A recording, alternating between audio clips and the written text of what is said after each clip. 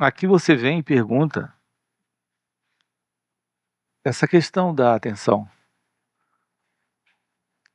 Quando a sua pergunta envolve essa atenção, o que é essa atenção? Eu quero saber mais sobre isso. Você sempre nos fala da importância dessa atenção plena, desta plena vigilância, dessa qualidade de escuta, dessa qualidade de percepção ou de visão, onde nela não há ninguém para ver, onde nessa percepção não há alguém para perceber, nessa escuta onde não há alguém para ouvir. Você pergunta, por que isso nos visita? Em alguns momentos isso nos visita. Você acabou de perguntar, de onde isso vem? É interessante você dizer, de fato, que isso nos visita. De fato, é assim. De fato, a percepção foi boa. Isso nos visita. A realidade divina, você não produz. Você não realiza. Você não vai ao encontro dela. É ela que te encontra. É ela que vem. Você não vai até Deus. Então, todo esse modelo que nos foi mostrado é completamente equivocado. Ele se sustenta em uma base imaginária, construída pelo próprio pensamento. Eu me refiro a esse modelo de ter um encontro com Deus. Quando você diz, como encontro Deus? Como posso encontrar Deus? Quando vou encontrar Deus? Como encontrar Deus? A sua ideia é de que você tem que fazer um movimento. É falso, porque todo movimento é algo que ocorre em um espaço e dentro do tempo. Tem que ter o ponto A e o ponto B. Aqui, o mistério do sagrado, o mistério divino, não está no tempo. Então, o primeiro ponto é esse. Você não pode encontrar Deus, mas Ele pode te encontrar. Você não pode absolutamente nada, porque você não é real. O pensamento imagina você. E o pensamento assume você.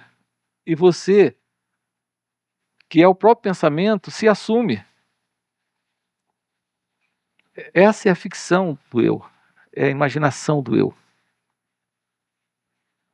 Aqui, nesse momento, nesse encontro, nesse escutar, é estranho o que você vai agora escutar. Só a escuta, não há alguém para ouvir. Porque não há, de fato, pessoas aqui. A pessoa que você é, só é para si mesma. Para mais nada serve. Para ninguém serve. Para a vida, não existe.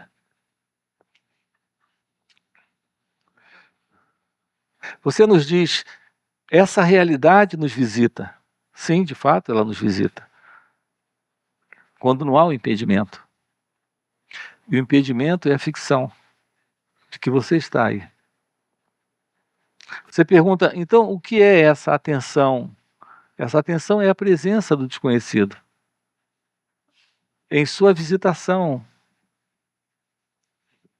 nesse mistério, que é Ele próprio. Em diversas falas nossas eu tenho dito isso. Não é você tendo um encontro com Deus, é Deus assumindo o espaço que é dele.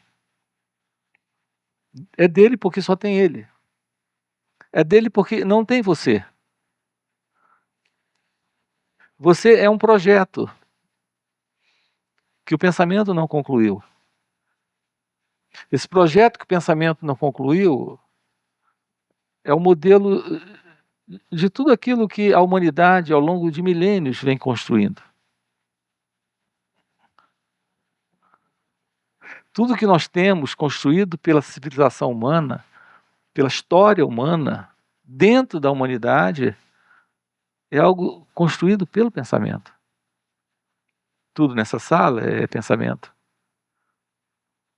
Materializado, concretizado, um dia idealizado, desenhado, planejado e materializado.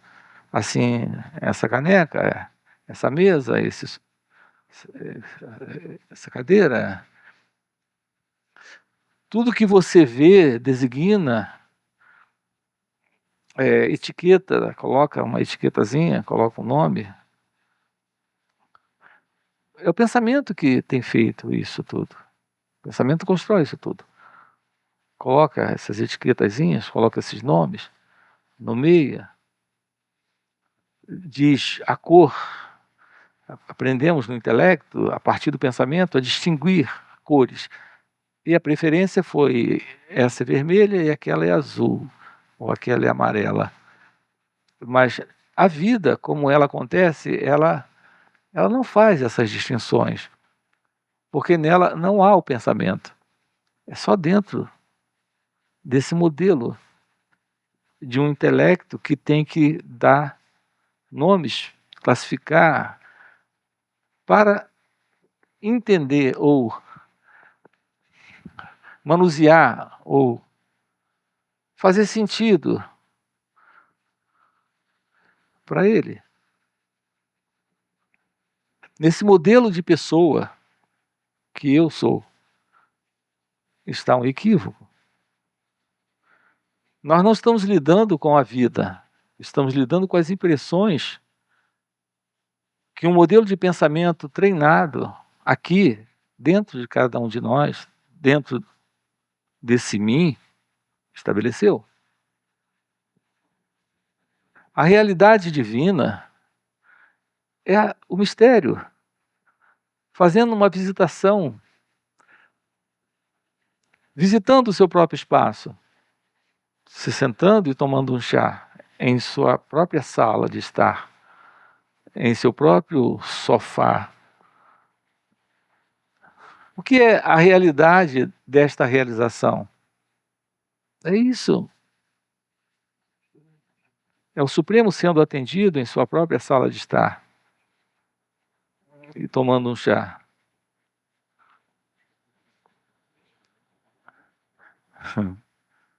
Com quem? Com ele mesmo.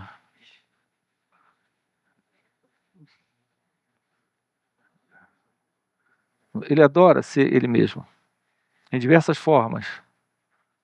Na forma do sofá, na forma do chá,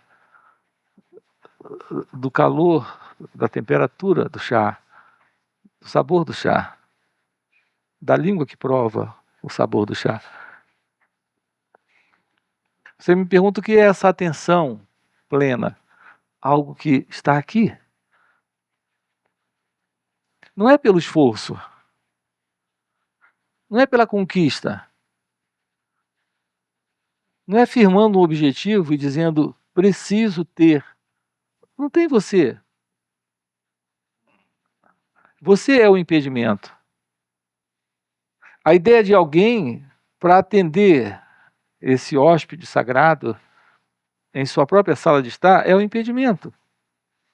As pessoas, quando querem tocar nessa questão, quando tentam nos falar como ter um encontro com Deus, elas estão criando um grande impedimento. Nos colocam regras, nos colocam modelos, terminam nos estabelecendo em padrões de comportamento que elas imaginam que irá nos proporcionar esse encontro, enquanto que isso é o impedimento.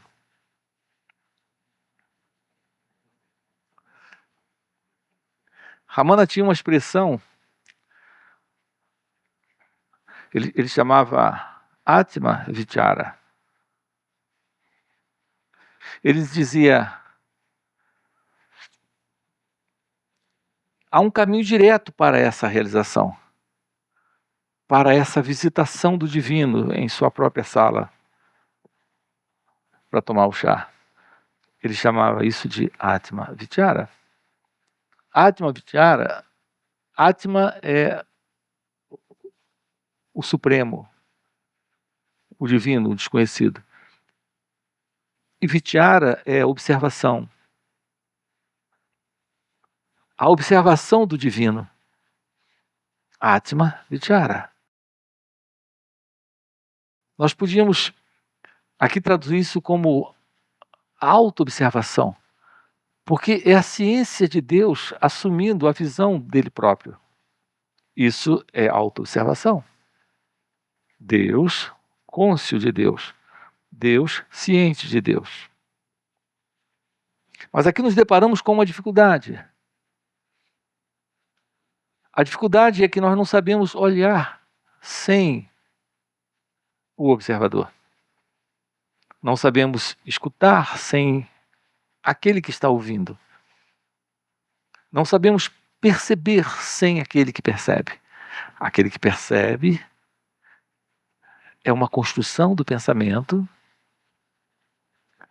estabelecida aqui como uma entidade. Imaginação pura. O percebedor, o observador, o experimentador da vida não existe. Esse é o ponto fundamental na fala, aqui dentro desse encontro, para ser compreendido. A autoobservação é se dar conta disso. É observar, é ficar ciente de que você não existe. Toda ideia, pensamento, avaliação, conclusão, crença, o seu gostar, o seu não gostar, o seu sentir, o seu não sentir, isso está no imaginário mundo do observador, do percebedor, desse que vive ouvindo coisas. Esse é o impedimento. Você me pergunta de onde vem essa visitação? De onde vem essa visitação dessa atenção, onde de repente não há mais o pensador, não há mais o observador, não há mais o percebedor, e fica a vida em sua lucidez, em seu silêncio, em um espaço onde nada está faltando, onde não existe nada para se alcançar ou do que se livrar. Por que isso ocorre? Porque de repente nós temos esta visitação. Você tem essa visitação porque o impedimento não está.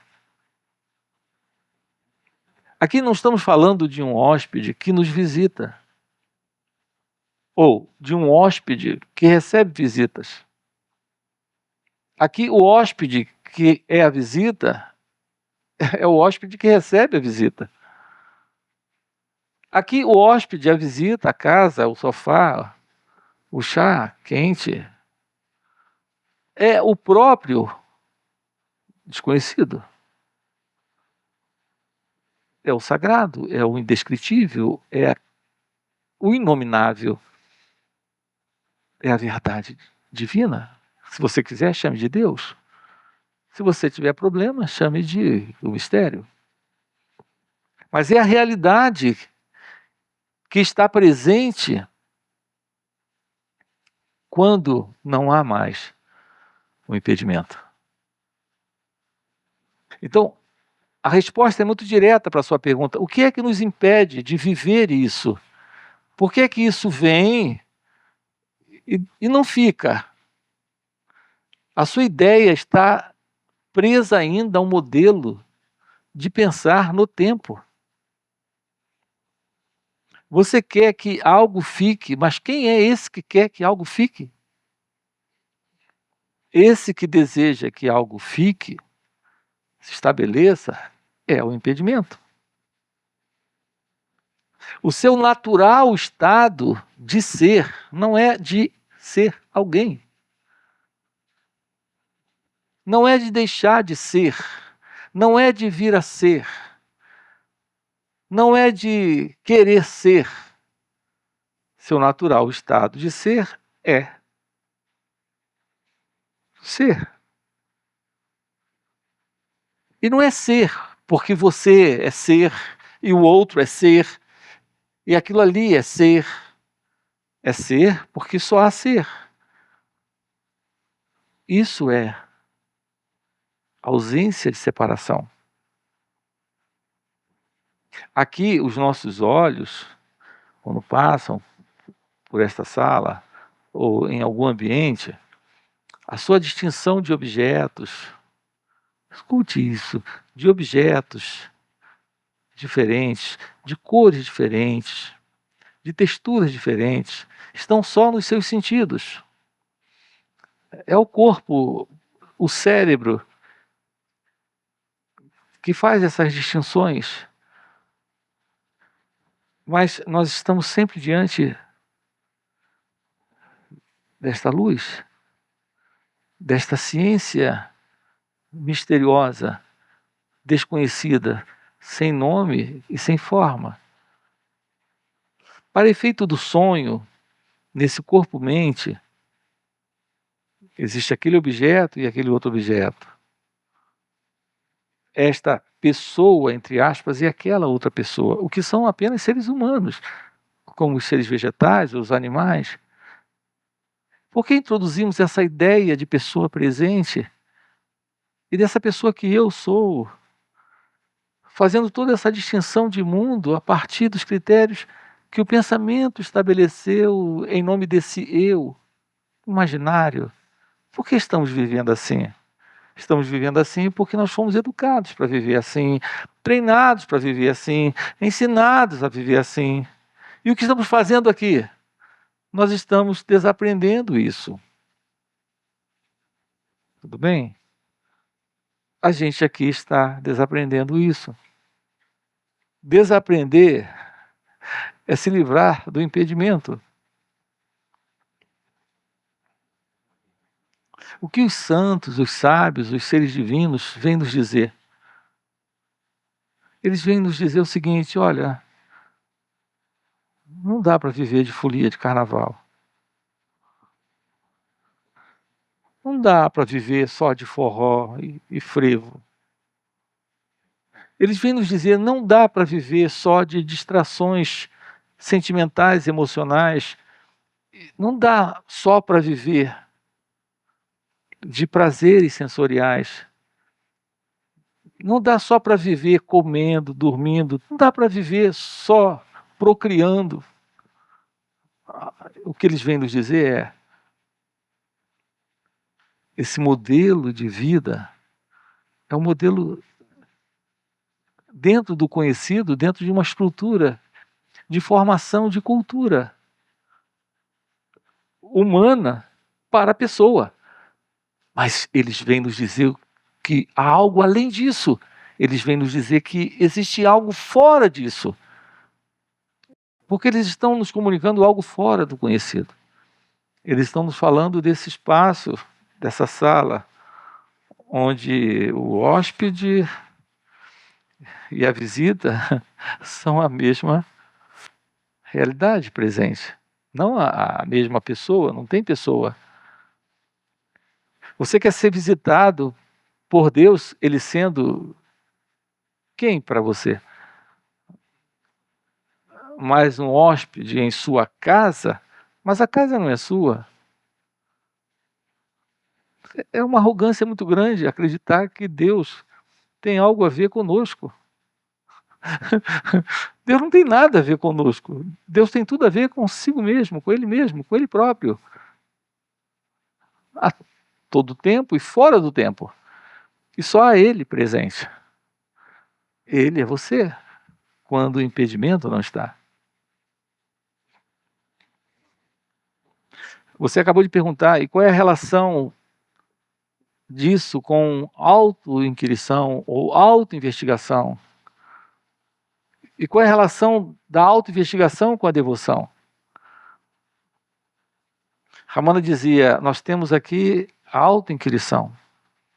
A auto-investigação é o caminho direto, ele dizia. Mas repare o que Ramana dizia também. Foi legal a sua observação quando você fez essa pergunta. Ele dizia, mas a auto-investigação difere da devoção. Ele dizia, se você ainda quer um caminho mais direto do que a auto-investigação, é a devoção. A devoção é o caminho direto. A devoção é o caminho direto. Mas ele dizia, mas muitos não estão prontos para a devoção. Então, os mais maduros, ele dizia, estão no momento da auto-investigação. Mas os que estão mais... são os devotos. A devoção é o caminho direto. A auto-investigação é o caminho direto. Mas nem todos estão prontos. Mesmo os mais maduros estão prontos para a auto-investigação. Mas há algo maior. E esse algo maior é a devoção.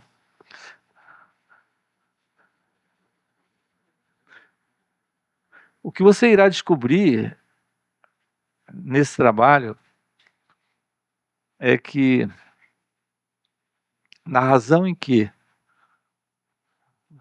começa a ficar claro aí, para você, e quando eu digo para você, não é para a mente egóica, não é para o modelo psicológico de condicionamento mental, de treinamento cultural, filosófico, espiritualista, religioso. Eu disse para você, na razão em que começa a ficar claro o que é esse apontar, maior é essa desistência. Vou repetir, o único problema que nós temos aqui é o impedimento. E o impedimento está presente porque estamos em resistência. Nós apreciamos muito, mas muito mesmo, a continuidade da pessoa. Nós amamos isso. Nós amamos ser pessoa o tempo todo.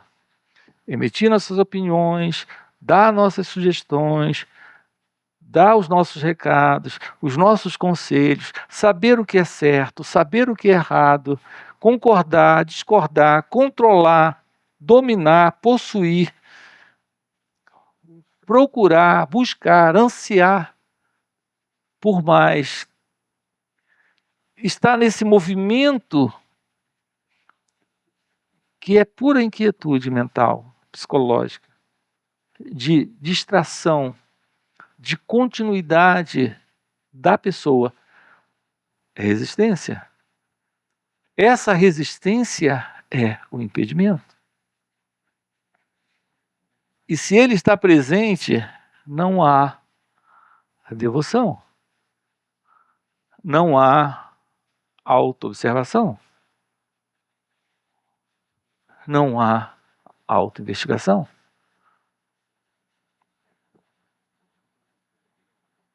Olhe para a sua cabeça e você vai se encontrar pensando em coisas, em lugares, em pessoas, em situações que não se resolveram ainda na sua vida e que precisam ser resolvidas. Você vai encontrar dentro da sua cabeça sua mente ocupada com desejos, com expectativas, com projetos para o eu, para esse mim. Você pergunta o que é o impedimento? É isso. O impedimento é se ver como alguém que não resolveu coisas. Se vê como alguém que tem coisas para resolver, que tem amigos, que tem inimigos, que tem objetos, que tem situações, que tem realizações, que tem sonhos, que tem o futuro, que teve o passado. Esse é um impedimento.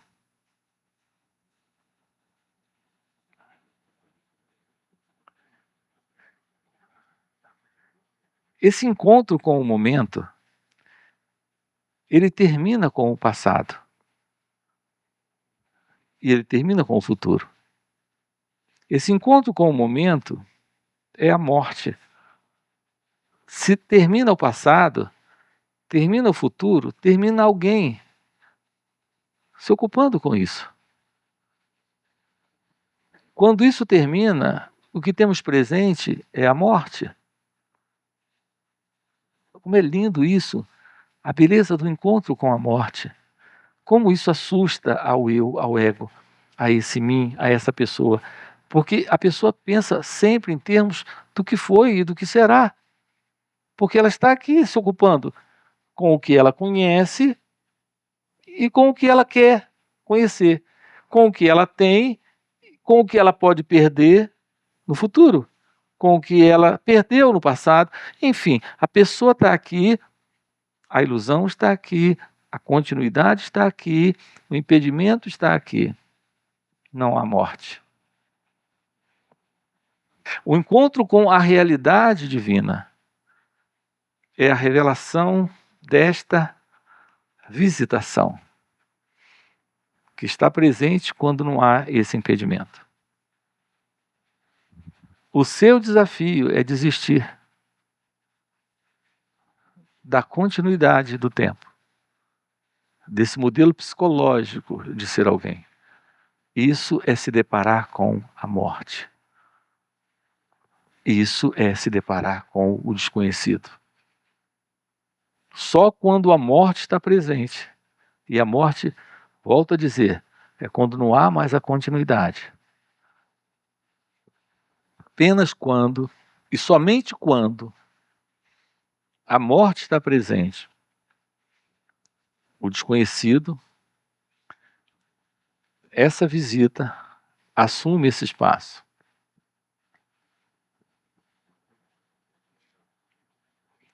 Todo o nosso trabalho aqui consiste em tomar ciência de nós mesmos, daquilo que eu sou, daquilo que eu sou agora. A clareza disso me mostra a verdade de que não sou outra coisa a não ser o passado, continuando, se projetando, querendo o futuro. Então, se conhecer, essa é a importância de se olhar, de se escutar, de se perceber, sem o percebedor, sem aquele que está ouvindo, sem aquele que está olhando. A importância de se conhecer é a importância desse autoconhecimento, desta autoinvestigação. Então, isso lhe amadurece para esse espaço desconhecido. Nesse espaço desconhecido, se revela aquilo que é indescritível, é inominável. A presença da devoção é para os maduros, bem maduros. A sugestão de vida que temos, que nos é dada nesse modelo, desde que você saiu do berço. Escute, desde que você saiu do berço, a sugestão de vida que nos foi dada é a sugestão de um sonho para alguém continuar vivo. Vivo e se estendendo. E vivo e se multiplicando. e se expandindo. E compreendem? Controlando, resolvendo, se posicionando, escapando da dor, buscando o prazer, fazendo, acontecendo e tal. Então, quando você acorda pela manhã para ser alguém. É por isso que a verdade revela o fim do sonho. E o sonho termina quando o sono acaba. A gente não se deu conta ainda. A gente não se deu conta de que tudo isso aqui é um sonho. E de que a pessoa viva é um sonho que insiste em permanecer sonhando, ou seja, dormindo. A autoinvestigação é a aproximação de nós mesmos para o fim desta separação. Alguém presente tendo a vida acontecendo. Quando você sonha à noite, o mundo não está do lado de fora? Durante a sua experiência onírica, enquanto você sonha, você não vê plantas, animais, pessoas, conversa com gente viva e, curiosamente, até com gente morta. Você já reparou que no sonho à noite a gente não diferencia nem gente viva, nem gente morta? A gente não diferencia bem com quem a gente deve bater um papo? A gente não diferencia absolutamente nada. E ainda se vê dentro de um contexto como sendo o centro de uma experiência onde o mundo está do lado de fora, não é? Quando você tem uma sede durante o sono, toma água, mata a sede. Se você levar uma pedrada, você sangra. Uma pedrada na cabeça, você vai sangrar, a cabeça vai quebrar, vai machucar. Então, repare, quando você sonha à noite, o mundo é muito real para você. Mas o que de fato está acontecendo no seu sonho à noite? O pensamento se lançou, criou uma identidade, se separou e começou a viver tudo aquilo. Então é muito simples compreender que, da mesma forma, aqui, isso aqui é um sonho. Repare, no sonho à noite você também tem um corpo, você fala com pessoas, você vê pessoas, mas o que está acontecendo ali é que o pensamento criou você e o mundo à sua volta, no sonho. E você acha que isso aqui é diferente? O que é que a gente está aqui investigando? Investigando isso. Isso é um impedimento. Isso está lhe impedindo de descobrir algo fora disso. Fora desse sonho. Porque esse sonho é semelhante àquele. Sim, entre aspas, semelhante entre aspas. Existem diferenças? Sim, mas basicamente o princípio é o mesmo. É que no sonho à noite, o pensamento ele ainda está mais solto na buraqueira do que aqui. Então ele se sente mais livre, porque ele não tem as repressões que ele mesmo se impõe culturalmente. Não tem ninguém ali para tomar conta, não tem polícia, não tem policiamento. Vocês compreendem? Não tem diferença nenhuma. Quando você vem a esse encontro, eu me proponho a compartilhar com você algo fora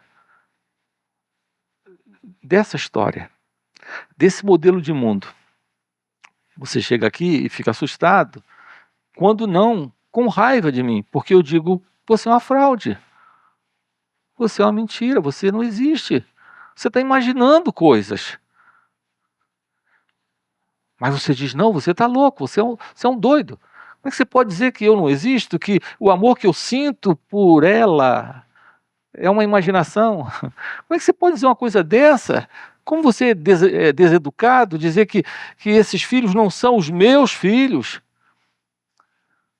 que, que essa casa não é a minha casa, que isso tudo eu não controlo, que isso tudo eu não levo comigo, que isso tudo.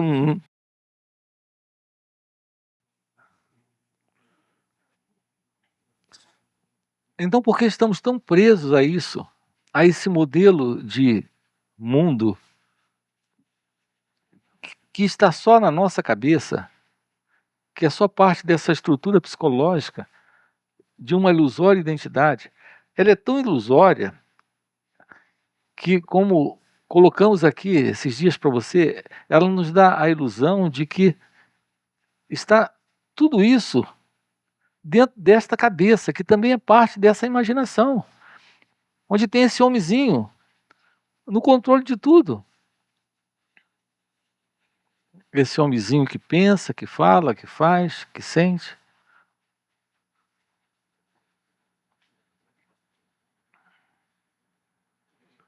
Portanto, se conhecer, se compreender, é ir além desse impedimento. É esse impedimento. É isso que impede. E o que impede é o modelo desta mente se sustentando em seu modo de acontecer, em seu modo de operar, em seu modo de funcionar. E isso está funcionando assim, porque não é constatado, não é observado, não é investigado. No momento em que você começar a tomar ciência de suas reações, no momento em que você começar a investigar esse sentir, esse pensar, essa qualidade de ação, no momento em que você começar a tomar ciência de como você olha, de como você escuta, de como você percebe, vai se dar conta, sim, da ilusão de uma identidade se envolvendo nisso, de uma imaginária identidade, fazendo escolhas quanto ao que escutar, ao que olhar, ao que perceber, quanto àquilo que olha, aquilo que escuta e aquilo que percebe. Você vai se dar conta da ilusão desse eu. Então, o sonho não pode se sustentar se o sonhador, o protagonista do sonho, não mais confia em sua experiência. A nossa confiança no mundo do sonho sustenta alguém sonhando. A nossa confiança em nossas experiências para esse experimentador sustenta essas experiências para esse mim. Isso é colocado em xeque, isso é constatado, isso é observado, isso é visto. Quando isso ocorre, isso se conclui. Isso termina. Assim, a verdade da aproximação da meditação é a observação do movimento do pensamento. Porque é o pensamento que está estabelecendo esse elemento que tem coisas, que está vivendo o seu mundo. Da mesma forma como acontece à noite. O próprio pensamento, ele se separa e cria aquele que está vivendo tudo aquilo. Aqui, nesse momento, está acontecendo a mesma coisa. O pensamento, quando ele não é observado, ele estabelece as coisas que você tem, a pessoa que você é, as coisas que você não tem, as coisas que precisa ter, as coisas que foram embora e as coisas que irão chegar. A base para a revelação da verdade desse estado de ser, de absoluta devoção, de absoluta compreensão da vida, sem o sentido da dualidade, sem o sentido da separação, consiste Na meditação. E a meditação é esse olhar que não interfere. É esse escutar que não interfere. Experimente isso. A próxima vez que olhar para o filho, olhe para ele. É um ser humano que está ali. De fato é assim. De fato é um ser humano. Como o seu funcionário. É um ser humano. Mas quando você olha para ele, você vê o filho. Quando olha para o outro, vê o funcionário.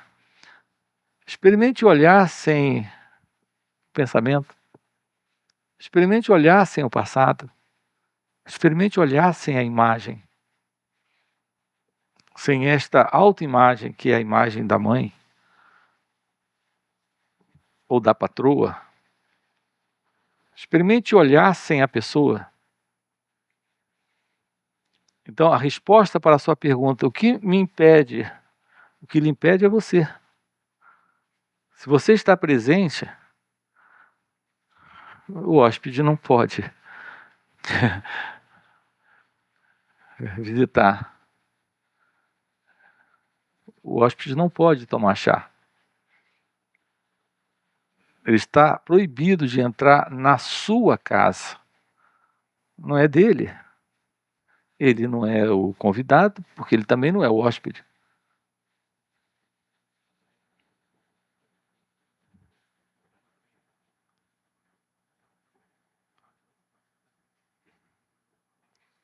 Nós não olhamos para o mundo com o olhar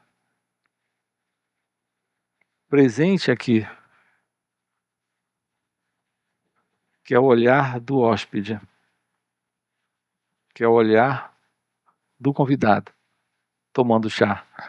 A gente olha para o mundo, dizendo, essa aqui é a minha casa, essa aí é a sua. Essa aqui é a minha vida, essa aí é a sua. Você é meu filho, você é meu empregado, você é o meu amigo, você é o meu inimigo. Nós estamos constantemente sonhando de ser alguém nesse mundo que é meu para esse eu. Se há esse eu, existe esse meu. Pode ser meu inimigo, mas é meu. Pode ser minha dor, mas é minha. Pode ser minha angústia, mas é a minha depressão, o meu sofrimento. Tudo é seu. Não é verdade? Tudo é seu. As coisas boas e as coisas ruins. Desde que você seja dono, tá bom. Esse é o modelo de ser alguém.